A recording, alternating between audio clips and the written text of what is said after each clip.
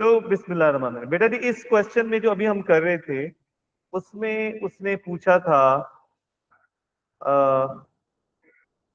इस क्वेश्चन में पूछा था ये, उसने न्यूक्लियर पावर स्टेशन या न्यूक्लियर रिएक्टर के पूछे थे पार्ट्स।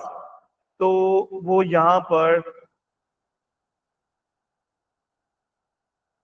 आपके पास है। न्यूक्लियर पावर स्टेशन में फ्यूल रॉड होती है, वो यूरेनियम यूजुअली, लेकिन कोई और भी हो सकता है। उनके बीच में कंट्रोल रोड्स है जो बोरोन या कैडमियम की बनी हुई होती है, और जिनका फंक्शन होता है न्यूट्रॉन को अब्सॉर्ब करना। उनको हम ऊपर नीचे मूव कर सकते हैं यूजिंग दिस हैंडल। और इसके अलावा जो इस पूरे चैम्बर को हमने फिल किया होता है, जो पिंक नजर आ रहा है, मॉडरेटर से। मॉडरेटर का मतलब इट कुड बी ग्रेफाइट या हैवी वाटर, ये कोई भी चीज हो सकती है जिसका असल फंक्शन मॉडरेट करना, यानी मिडिल लेवल पे लेकर आना, वो है न्यूट्रॉन को स्लो डाउन करना, इनका ये फंक्शन है। और फिर इस पूरे चैम्बर को हमने घेरा होता है, कवर किया होता है एक कंटेनर जिसमें कोल्ड गैस भेजते हैं, क्योंकि इसमें बहुत ज्यादा हीट प्रोड्यूस होती है। कोल्ड गैस की हीट लेके जाएगी, और वो इतनी हीट ज्यादा होगी, कोल्ड गैस इसलिए कि जितना ऑब्जेक्ट कोल्ड होगा वो हीट उतनी ज्यादा एब्जॉर्ब करेगा वो। लेकिन वो इतना इमेंसली हीट अप हो जाएगी खुद, कि जब हम वाटर को उसके पास से गुजारेंगे वो वाटर स्टीम में कन्वर्ट कर देगी। स्टीम में बहुत पावर होती है बेटा। स्टीम से हम टरबाइन को रोटेट करते हैं, और जनरेटर जो उससे कनेक्ट है वो इलेक्ट्रिसिटी प्रोड्यूस करेगा।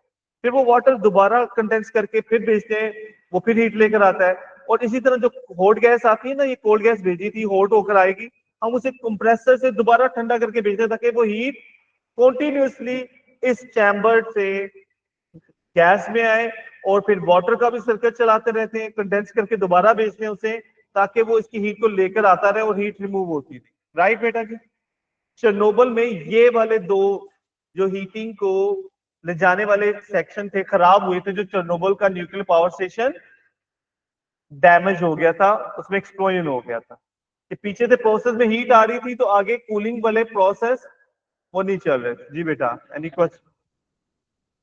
किसकी? बेटा गैस जैसे घरों में अब कोई भी हो सकती है, घरों में हमारे फ्रिज में नहीं होती, वो उस तरह की गैस हो सकती। राइट नाउ, तो ये था हमारा वो क्वेश्चन जो हम कर रहे थे। फिर कह रहे हैं some of the waste product from the nuclear power station are radioactive and have very long half life. State half life. बेटा what do you mean by half life? Half life क्या होता है? ये वो टाइम होता है जिसमें count rate या number of undecayed nuclear, unstable nuclear कहते हैं, रिड्यूसेस टू हाफ।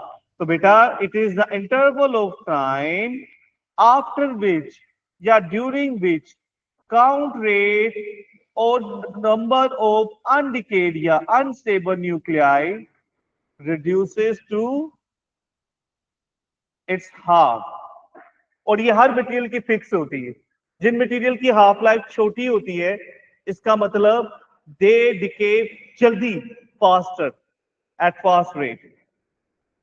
और जिनकी हाफ लाइफ बड़ी होती है, दे डिके स्लोअर। और मेडिकल पर्पस में जो हम करते हैं, वो हाफ लाइफ आवर्स में या 1-2 डेज के रेंज में, यानी समझ लें from 2 hour to 2 days, sometime 1 hour की भी वो कर लेते हैं लेस, यानी मिनट्स में ना हो, बिल्कुल सेकंड्स में ना हो। मेडिकल पर्पस में जो हम यूज करते हैं कोई न्यूक्लियर मेडिसिन, तो उसकी half life would be around 1 hour, करीब करीब, यानी बिल्कुल फ्यू मिनट्स ना हो। ठीक है, तो 1 आवर से लेकर विद इन 2 डेज के अंदर अंदर होनी चाहिए, ताकि वो पोरिन फ्यू फ्यू डेज के अंदर अंदर बॉडी से रिमूव हो जाए, कम हो जाए। नहीं बेटा, जो हाफ लाइफ है वो रेडिएशन की नहीं होती, वो मटेरियल की होती। जैसे एक जूस पैक है ना, तो अब उसको पीने वाला स्ट्रॉ को बंद कर ले, छोटे छोटे सिप ले, तो जल्दी नहीं होगा। तो कोई बिल्कुल ही एकदम ही करे तो 1 घूंट में भी खत्म कर लेते हैं जूस। राइट। तो इस तरह जो है ना, वो डिपेंड करता है सोर्स, लेकिन हर सोर्स की फिक्स हाफ लाइफ अपनी होती, फिक्स है, जो है वो वही रहती थी। जी, हर मटेरियल की अपनी है। यूरेनियम की 700 मिलियन ईयर्स है। कार्बन 14 की 5700 ईयर है, और कुछ मटेरियल ऐसे हैं जिनकी नैनो सेकंड में भी हो सकती है, माइक्रो सेकंड में, यानी आंख झपकने से भी कम। अच्छा, डिस्क्राइब वन सेफ्टी प्रिकॉशन, अभी हमने डिस्कस किया था कि keep them in lead boxes or do not handle with hands, use tongs, wear gloves, wear goggles, security suit, or keep exposure time less. ये न्यूक्लियस का क्वेश्चन हो गया। Next, state the number of electron in neutral atom of this. बेटा ये तो आपको आ रहा है, तो नंबर ऑफ इलेक्ट्रॉन क्या है, जो नीचे वाला नंबर है 3, राइट। अच्छा, इसको ऐसे करें, ये राइटिंग आपको ऑप्शन नहीं देगा। ओके,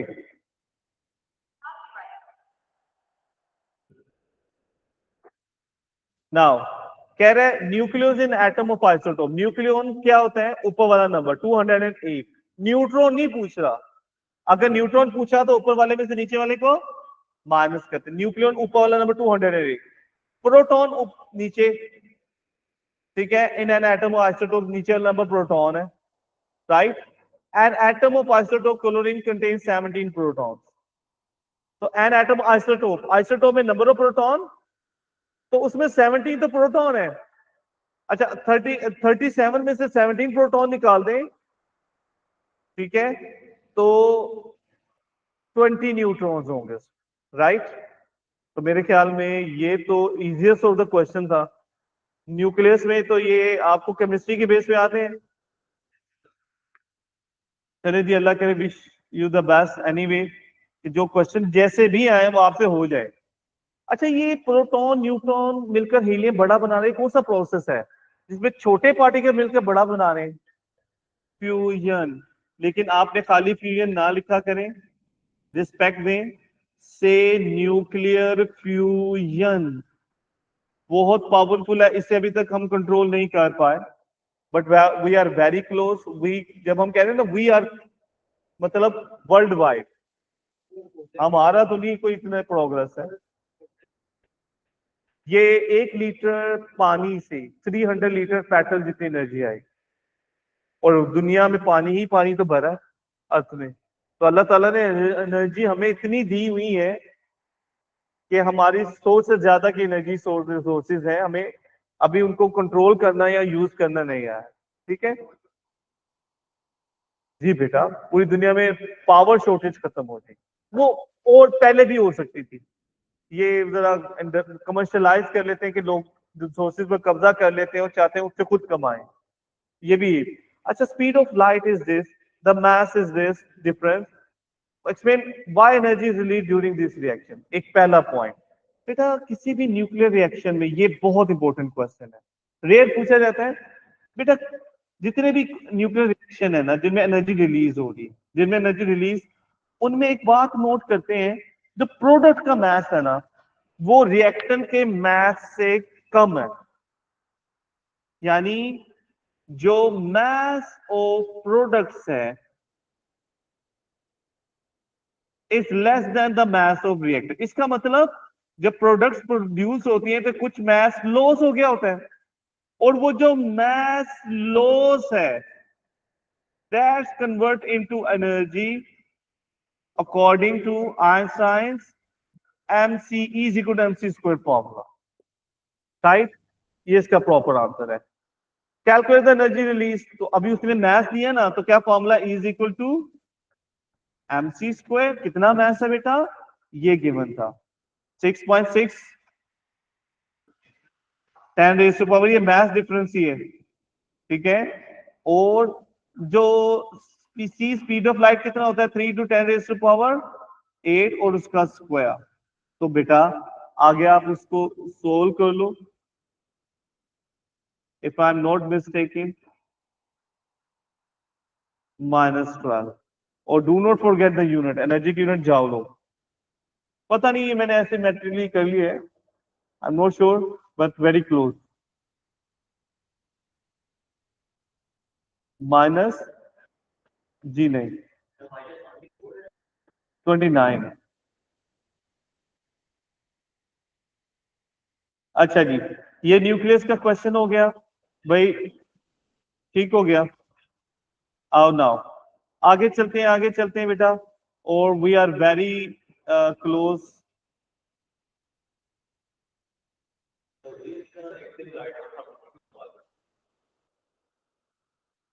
ये just let me tell you बेटा, इसमें देखें पहले तो ये सैटेलाइट इंफ्रारेड रेडिएशन है, नीचे कुछ पूछता है न्यूक्लियर का, ये वो गैस क्लाउड का बनना, स्टार का बनना जो हमने वैसे डिस्कस कर लिया है, एक मरतबा कर लेते हैं डिस्कस क्वेश्चन। कहता है कि a cloud gas dust comes together from star, there is energy change similar to energy changes as ball first falls to the ground. The temperature in the cloud of dust and gas becomes so high that nuclear fusion occurs. In one such reaction, two isotopes fuse together. Explain why the gas and dust come together. कौन करीब लेकर आ रहा है इनको? Gravity, the force of gravity, और kinetic energy की वजह से भी, क्योंकि उससे एनर्जी का चेंज मूव हो रहे हैं, तो काइनेटिक एनर्जी भी जो सी होती है वो, लेकिन उसने gravity is better answer. State the energy changes that cause rise in temperature. देखो बेटा, वो पार्टिकल मूव हो रहे होते हैं, जब रुकेंगे तो उनकी टकराएंगे, तो kinetic energy will produce into heat. ठीक है, अच्छा 2 मार्क्स का है, rise in temperature and dust comes together. 2 marks में है, आपस में जुड़ जाना, अट्रैक्शन है। तो जैसे हम कोई भी चीज छोड़ते हैं तो किधर जाती है? अर्थ की तरफ। तो कौन सी एनर्जी कन्वर्ट हो जाती है? ग्रेविटी। तो मेरे ख्याल में एक चीज ऐड कर सकते हैं कि kinetic energy will convert into gravitational potential energy, बल्कि थोड़ा उल्टा हो जाएगा कि ग्रेविटी की वजह से पहले ग्रेविटेशनल पोटेंशियल एनर्जी आएगी, और ग्रेविटेशनल पोटेंशियल एनर्जी एक अट्रैक्ट करेगी, जैसे अर्थ ग्रेविटेशनल पोटेंशियल एनर्जी की वजह से अट्रैक्ट करती है ऑब्जेक्ट को नीचे, और जो जो ऑब्जेक्ट नीचे जाता है तो स्पीड बढ़ती है, काइनेटिक एनर्जी, और जब टकराता है तो कोलिजन से वो काइनेटिक एनर्जी कन्वर्ट हो जाती है हीट एंड साउंड। राइट बेटा जी, क्लियर? तो this is better answer. Explain why high temperature are needed for nuclear fusion. देखो, दो छोटे न्यूक्लियाई, एक न्यूक्लियस में क्या होते हैं? प्रोटॉन और न्यूट्रॉन। तो न्यूट्रॉन न्यूट्रल होते हैं। प्रोटॉन पे क्या चार्ज होता है? पॉजिटिव। उसकी वजह से ये न्यूक्लियस क्या हो जाएंगे? पॉजिटिव। तो एक पॉजिटिव पॉजिटिव तो एक दूसरे को क्या कर रहे होते हैं? तो आप चाहते हो कि वो सिर्फ करीब ना आए, बल्कि जुड़कर एक बन जाए। ऐसा कैसे पॉसिबल है? वो तब है कि जब इतनी जोर से वो एक दूसरे की तरफ आए, इतनी स्पीड से कि रिपल्शन भी रोक, जैसे अल्लाह सबको बुरे वक्त से बचाए, कि बहुत तेज स्पीड में आप भाग रहे हो या चला रहे हो, ड्राइव कर रहे हो, एकदम ब्रेक नहीं लगती है ना, अल्लाह सबको बुरे वक्त से बचाए बेटा। तो इसी तरह ये हम इतनी स्पीड तेज कर लेते हैं कि वो आपस में टकरा पाए, जुड़कर एक बन जाए। तो हाई टेम्परेचर क्यों है? कि ताकि दे gain very high kinetic energy और स्पीड टू ओवरकम रिपल्शन। ये आपने आंसर लिखते हैं। So the particles nuclei gain so much kinetic energy और speed that they can overcome the repulsion between them and collide. फिर describe the structure of a nucleus H31। तो क्या बता रहा है? न्यूक्लियस है, एटम नहीं। न्यूक्लियस में इलेक्ट्रॉन का जिक्र, अगर वो एटम कहता तो इलेक्ट्रॉन भी। तो अब आप बताएंगे it is made up of 1 proton and ऊपर वाले में से नीचे वाले को माइनस कर दो 2 neutrons. State which element is created by fusion of 2 hydrogen. बेटा हाइड्रोजन के मिलने से हीलियम बनता है, ये याद रखिए। ये जो हमारा स्टार है ना, जब तक उसका डेथ या एंड टाइम नहीं आता, रेड जाइंट से पहले पहले वो हाइड्रोजन उसके अंदर, हमारा sun is made up of hydrogen mainly, और वो हाइड्रोजन हर वक्त किसमें कन्वर्ट हो रही है? हीलियम। फिर जब रेड जाइंट के बाद वाली जो स्टेजेस है ना, वो हीलियम से आगे वाले एलिमेंट्स बनते हैं, यानी सुपरनोवा या रेड जाइंट के बियॉन्ड वाली सिचुएशन, राइट? फिर वो बड़े वाले न्यूक्लियस बनते जाते हैं, helium, hydrogen, helium, lithium, boron, और इस तरह वो आस्ता आस्ता न्यूक्लियस बड़े होते जाते हैं। State one effect of nuclear fusion on a star. बेटा अभी पता है कि न्यूक्लियर फ्यूजन से हीट प्रोड्यूस होती, तो इससे वो हीट अप होने से वो हीट अप हो जाता है, हॉट हो जाता है, और उसी हीट से वो ग्लो करता जाता है। ठीक है। और फ्यूजन का ये भी होता है कि जब फ्यूजन से हाइड्रोजन, एक इफेक्ट ये होता है कि हाइड्रोजन डिक्रीज हो जाती है। हाइड्रोजन डिक्रीज हो जाएगी तो फिर उसकी डेथ स्टार्ट हो जाती है। तो ये कई आंसर हो सकते हैं इसके वैरायटी के। ठीक है। लेकिन फ्यूजन का डायरेक्ट रिजल्ट क्या होता है? Heat and light. हाँ बेटा, हीट एंड लाइट। और इसके अलावा ये कह सकते हैं कि हाइड्रोजन जो सी होती है वो डिक्रीज हो जाती है, फ्यूल का काम करती है, राइट। और फिर ये भी हो सकता है कि जब हाइड्रोजन रन शॉर्ट हो जाएगी तो death of the star start. Clear? Nuclear.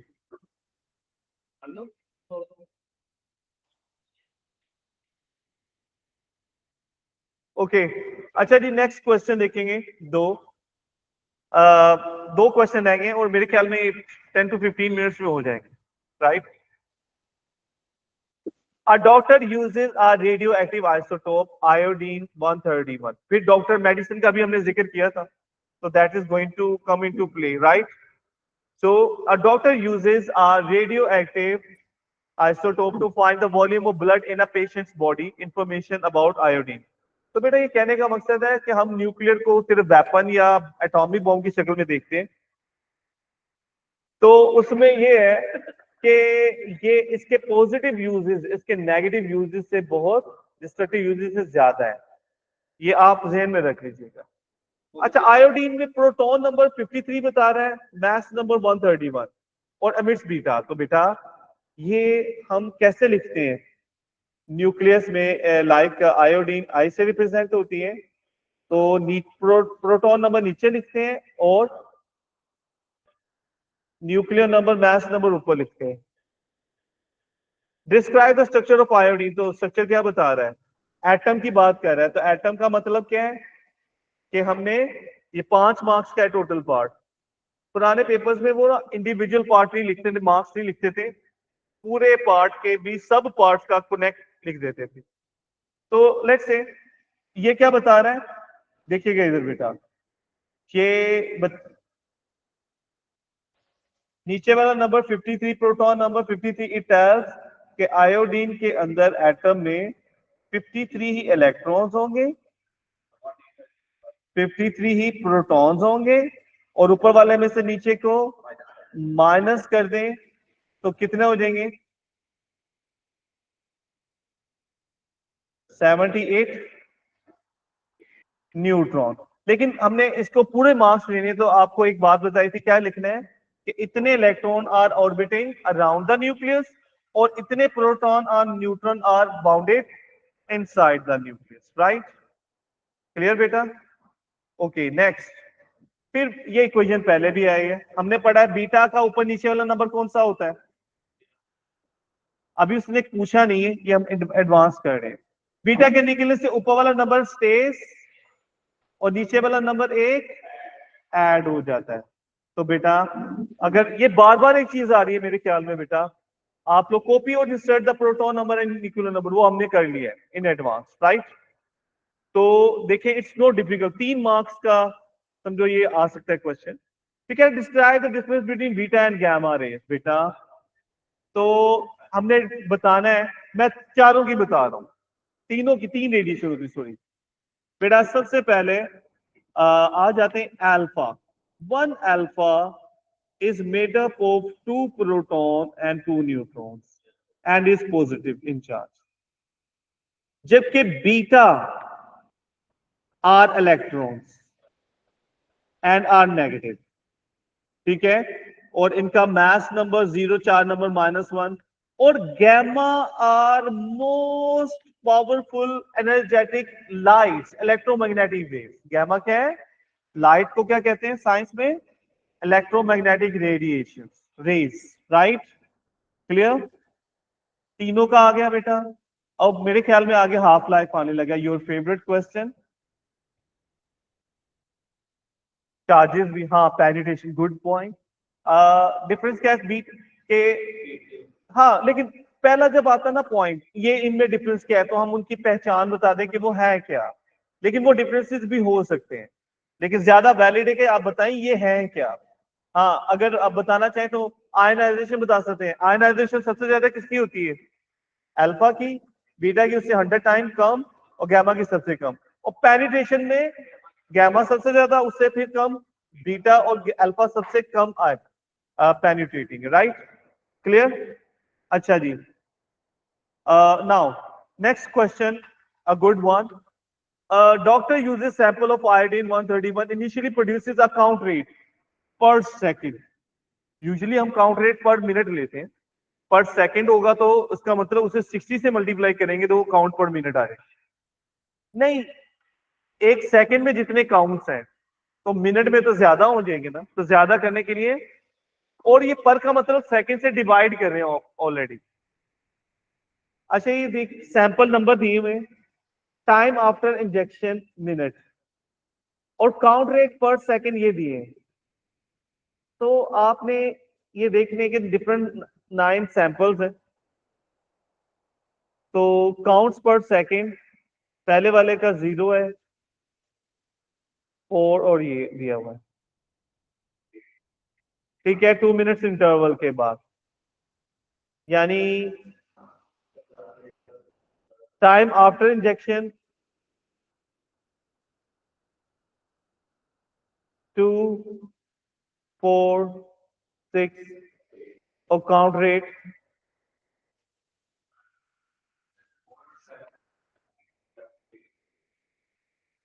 Minutes में, ये टाइम दिए हुए हैं और काउंट रेट बताए हुए हैं इतने।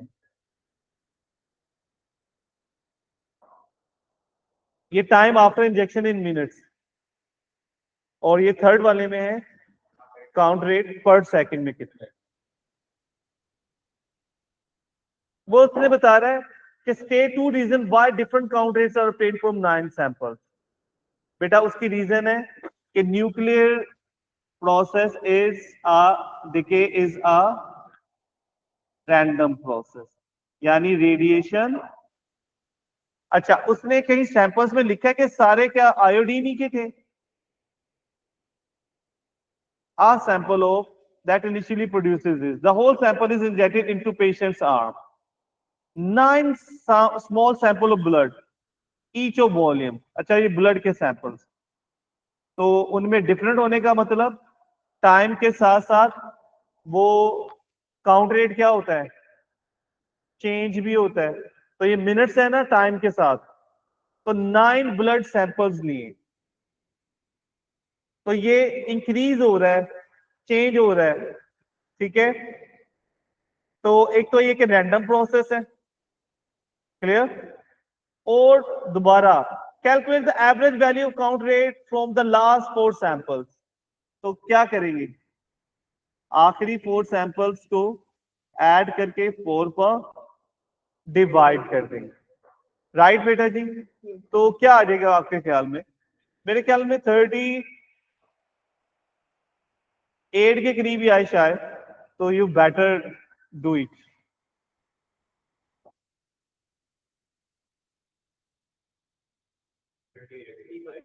38.5 वो कर लेंगे आप, तो ये एवरेज आ गया हमारे पास। B, used to determine the volume of blood in patient's body which has a total count rate of per second. इतना काउंट रेट टोटल हो जाएगा volume of blood in patients body. तो आप एक बात नोट करें, 2 सेंटीमीटर क्यूब में on the average इतना है, तो इतने में कितने सेंटीमीटर क्यूब हो जाएंगे? तो पहले हम इसको क्या करें, रेशियो प्रोपोर्शन से कर सकते हैं, इसको डिवाइड करें 38.5 से, बताएं नंबर ऑफ सैंपल्स कितने हो जाएंगे?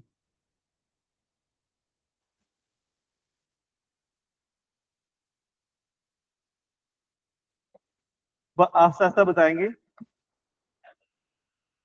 40 इतने सैंपल्स,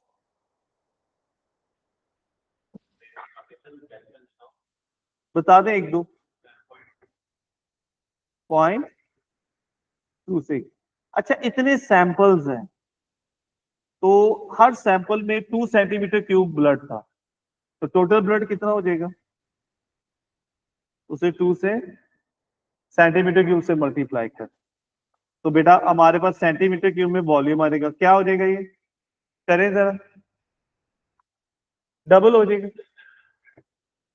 7480 सेंटीमीटर क्यूब, और 1000 सेंटीमीटर क्यूब होता है लीटर, यानी 7.48 लीटर। आप ऐसे रहने दें, इतना साइंसदान बनने की जरूरत नहीं है, कीप इट सिंपल। देखें ये क्वेश्चन में कह रहा है, ये हमने 2 सेंटीमीटर क्यूब का लिया ना, और ऑन द एवरेज ये हमारे पास ये है, ठीक, राइट। तो ये on the average 1 centimetre 2 centimetre cube में इतना आ गया, तो टोटल काउंट रेट इतना था, तो इसका मतलब पूरी बॉडी में इतना है, तो कितने ऐसे सैंपल्स निकल सकते हैं।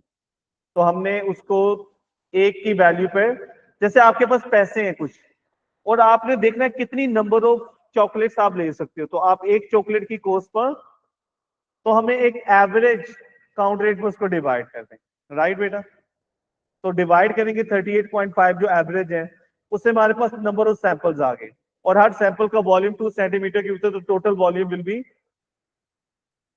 and last 2 parts, the sample number 9 is kept,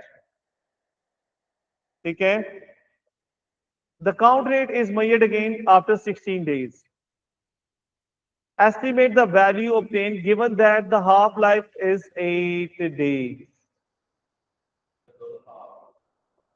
जी, तो बेटा एक हाफ लाइफ 8 है, तो 16 में हाफ लाइफ कितनी होगी, 2। तो जितनी हाफ लाइफ है उतनी मरतबा उसने क्या होना, काउंट रेट ने, तो उसने सैंपल का पूछना है। अच्छा ये हम पूरा नहीं लेंगे, उस सैंपल का लेंगे, तो सैंपल में पूरा ब्लड तो नहीं है ना, 2 सेंटीमीटर, तो कितना है बेटा, सैंपल नंबर 9 में हमने ऑन द एवरेज ले लिया था 40 था, तो 40 में 2 मरतबा हाफ कर लें, और एस्टिमेट का मतलब आप एवरेज भी ले सकते हैं वो भी, तो इट विल बी 10, ठीक है।